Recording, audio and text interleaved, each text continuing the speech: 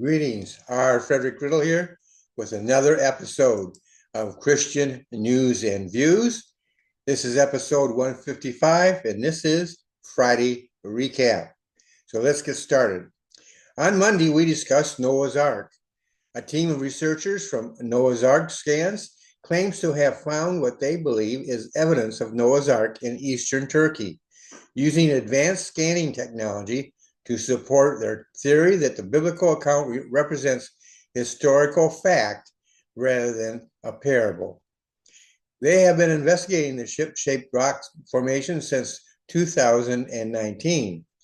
We have a shape of a ship, and then you look at the size of it. Exactly 300 Royal Egyptian cubits, Jones said Thursday on News Nation's Vargas reports. That's what Moses wrote in the book of Genesis. Though many scientists say the rock is most likely a natural geological formation, the scans detected what appeared to be chambers and corridors extending up to 30 feet underground. They say the scans reveal buried timber-like patterns consistent with man-made vessel, with a man-made vessel.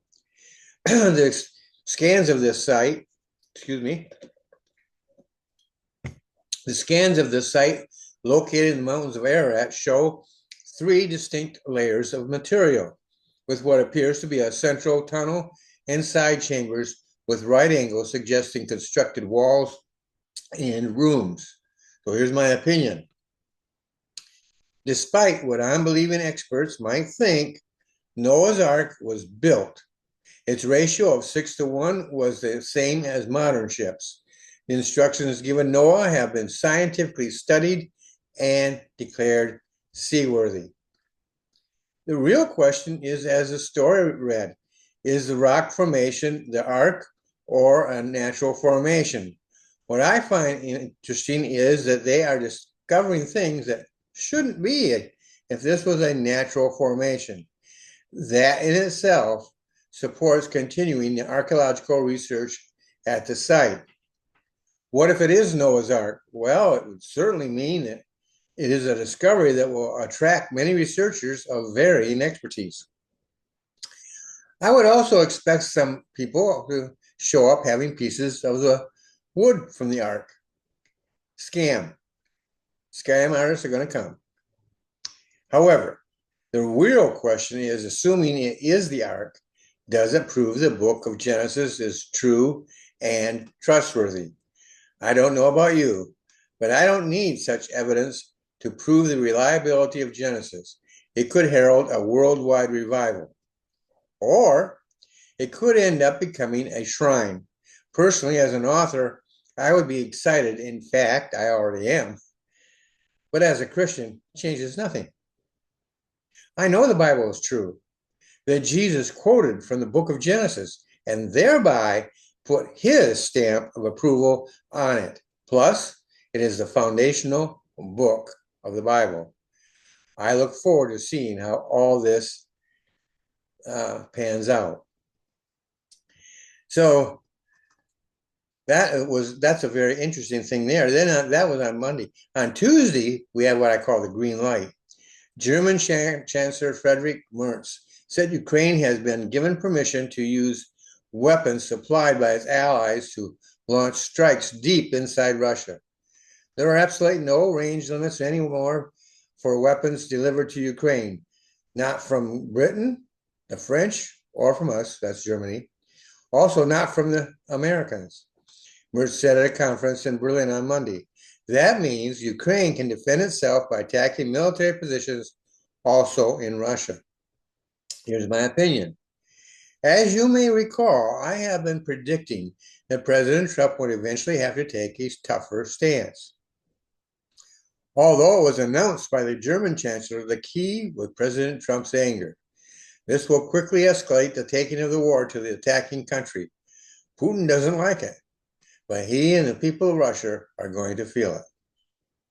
On Wednesday, this came out of Germany, the European Union's chief trade negotiator said Monday he had good calls with Trump administration officials and the EU was fully committed to reaching a trade deal by a July 9th deadline after Trump agreed to delay his threatened 50% tariff or import tax on European goods. That announcement came after Trump's call with EU Commission President Ursula von der Leyen, who told Trump that she wants to get down to serious negotiations, according to the U.S. president on Sunday. Here's my opinion. Once again, Trump has a winning hand. Where did all the experts go who were talking with certainty about an upcoming trade war? We've had some leading up to what looked like a trade war, but that's fast dissipating. It just didn't happen.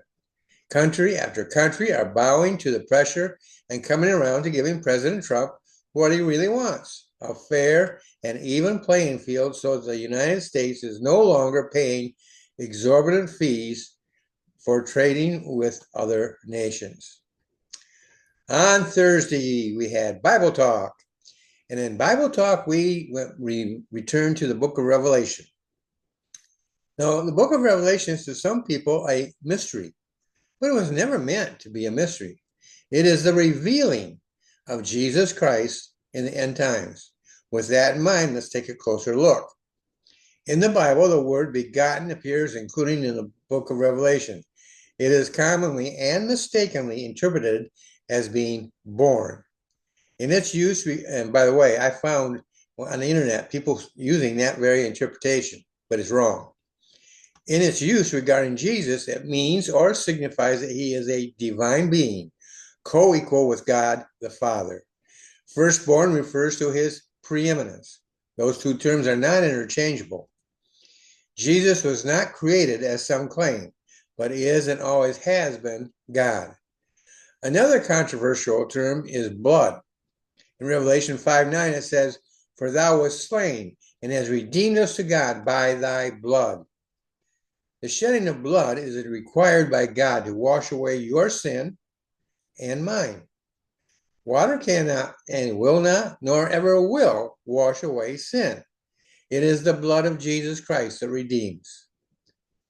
There's still one more word, love. Excuse me for a moment. Throughout the Bible, we see love, but never fleshly love, or in Greek, eros. It is agape love, meaning the highest level of love that comes from God. Another word translated love is phileo, meaning brotherly love. This is high, but not as high as agape. Now, it is true there are examples of eros, but never the word eros itself, but never translated eros into blood. It's not in the Bible. Examples of it certainly are there. So we have agape, which is the highest form of love, brotherly love, which is next highest. Having established that, I now want to move on to a brief look at the term Alpha and Omega. This appears in Revelation chapter 1, verses 8 and 11, chapter 21, verse 6, and chapter 22, verse 13. Alpha is the first letter of the Greek alphabet, while Omega is the last letter. Here in Revelation, it refers to God the Father in chapter 1, verse 8, and all other verses is referring to Jesus Christ. God is the first and the last. It is, in my thinking, the same as saying God is eternal with no beginning and no ending. No beginning, no ending. He is the beginning and the ending. He's eternal. Now, if you like this channel, I encourage you to subscribe to it. Now, if you haven't done that yet, it's right about how about right there? Right about there. And you just click on there and subscribe, and that makes you'll be able to get everything that I do. As my understanding, you'll have access to everything that I do as far as YouTube is concerned. You can also follow me, or you can do both. So when you do that, you are actually encouraging me, and you are encouraging me to inform you, encourage you, and to inspire you. And it's up to you as to whether I succeed in that or not. But that is my goal that I have with every episode of Christian News and Views. I want to be that kind of a podcaster, if you will. I hope you've enjoyed this, and I look forward to seeing you in the next episode.